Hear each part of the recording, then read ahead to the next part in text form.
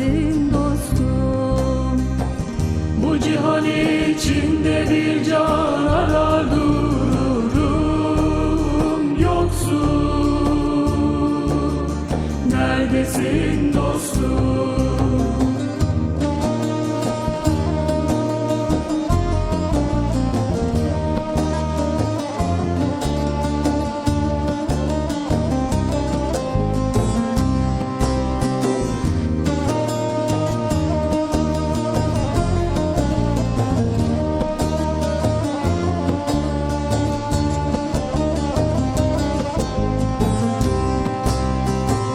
Kar demedim, kış demedim, kadeler çözdüm.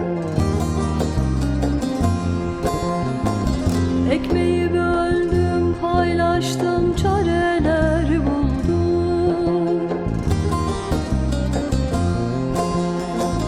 Baş eğmeden kula secde eyleyen oldum, yoksun.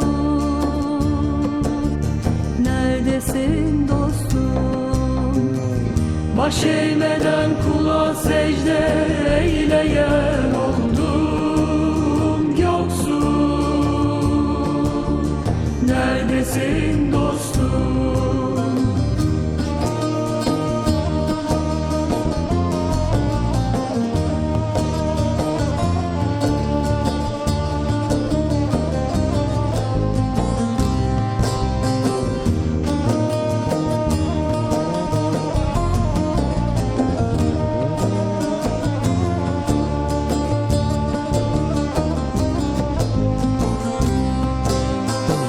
Gülü sevmek zorlu iştir seyrap gününde.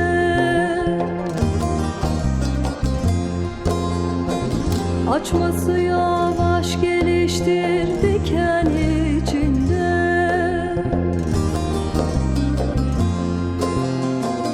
Aşk bağını gördün isen sevda yürekte, yoksun. Neredesin dostum? Aşk bağını gördün isen sevda yürek